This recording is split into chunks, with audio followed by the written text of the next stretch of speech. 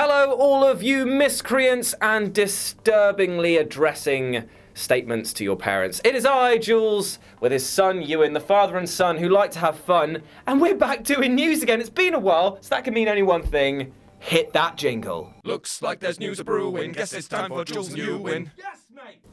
That is right, we are back with some fresh, hot comic facts. And what is the news today, my son? We've got a double bat bill of bat-tastic bat news. Bat. Yeah. Okay. Yeah, so first things first, Yep. we got Tim Sale, who people might remember did the art for Batman The Long Halloween, which many would consider to be one of the best Batman stories, if not comic book stories because of all time. it's him going around with Snoopy, Scooby-Doo, and also John Cena trick or treating. That is the plot of The Long Halloween. I'm surprised by your comic book knowledge there. It's a very obscure fact that The Long Halloween is about John Cena and Scooby-Doo. I got a little bit. I know. Going on. This guy. But he's going to be doing some stuff with Tom King. Okay. Who's writing the Catwoman, the Bat Catwoman. Yes, the guy who's currently been writing Batman for about 2 or so years now, and Mr. Miracle.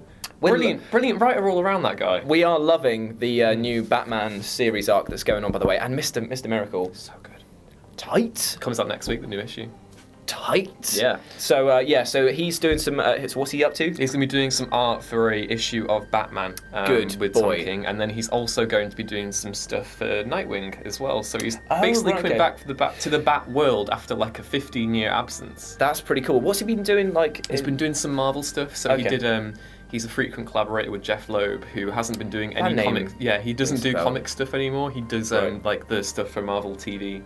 Oh right, okay, yeah, that's why I know. So they did like a few, like they did Daredevil Yellow, Spider-Man Blue. I think they did Captain America Red, White, and Blue or something like that. Like the whole thing was like colours and. Yeah, I was about to say, I love that you just described their costumes. And so yeah, he's been away from DC for a while. So that is some majorly really cool news, because The Long Halloween is my personal favourite Batman book. So I mean, this is the thing. You love your nostalgia, don't you? Yeah. You love it when it's basically like some old dudes who drew just come back and you're like, oh, really happy about that. Like, this boy is easily impressed. I try and feed him drugs, alcohol. None of them work. Men, women and dogs, nothing sticks. Old guys who draw. All over him. Lights his coals, mate. Right, so what's the other bit of bad news that we got? The Batman Who Laughs. Yeah.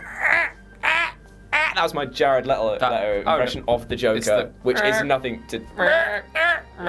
It sounds like he's trying to shit and be shot. You're quite right there. But only reason I did that is because we all know that this is kind of meant to be a riff on the Joker, the Batman who laughs, but it's not actually the Joker. No, it's Batman. But yeah, so he's the man who laughs. But he is the man who laughs. Yeah. What a great name, by the way. Batman Who Laughs. I just wish that we would just call it that. It's like the man who's bold, the man who's his son. Yeah. I mean, the man who's his son is a pretty cool title, I guess, if you would trademarking that. Yeah, the man who's his son. The man who's his son. That's got a ring to it. I do like it. Okay, what's happening with so the news itself is that we actually have a clue to his fate after the main storyline. Because for Inktober, which is, if you don't know, is this really cool thing that a bunch of artists do on Twitter every October, where they do their own little challenge. They try and draw a picture a day. Jim Lee shared from his stuff for the Immortal Men, which is going to be a part of DC's New Age of Heroes, a image of the Batman Who Laughs.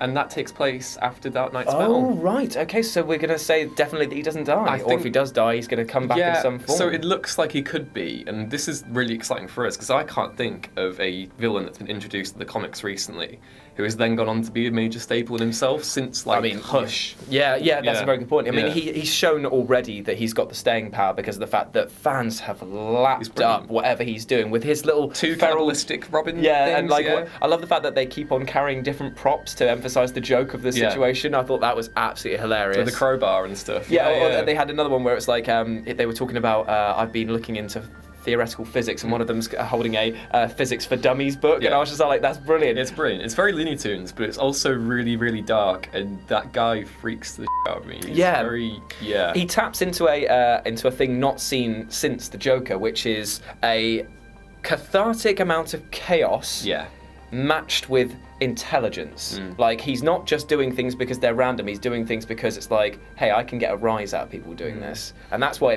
that's how you get good villains in Batman. You don't need villains like Killer Croc or Bane. The Batman and Robin version is the only true version, where he just goes around Oh, God, yeah. Bomb. That film was so bad. Yeah.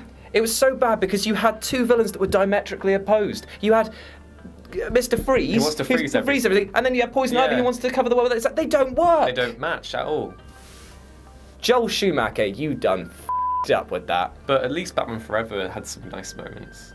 What, you had a rip-off of the Joker again with Two-Face? I mean, he was... let's just say Jim Carrey was the best thing about that film. Yeah, and I'm just going to say yeah. I like Val Kilmer as well. I thought he did the whole glasses thing really well. Like, you never had a Bruce Wayne who just goes like that with his glasses. I've never needed one until then. Yeah, until then. Exactly. I just like the bit where he's at the very end when he's like, I know who the Batman is. and then he just does the flap. He's like, that's a very fun point, Jim Carrey, but one that is very authentic and true to... oh, he's nuts now, isn't he? Yeah, poor Jim. But that has been your Batman news. I know we've gone off topic a bit, but it's just we're excited to be back doing the news. It's been a while. But what do you think? What do you think is going to happen with the Batman Who Laughs, and also with this other guy who's come back who's raking my son's coals? He's so in love with him. He's so good old Tim Sale. He's lovely. But as always, let us know down in the comments below what you think. Like, share, and subscribe. Remember to tune in for the show formerly known as. Yeah, it's coming out soon. Nudge, nudge, nudge, nudge, nudge, nudge, nudge, nudge, nudge, I'll nudge you. No.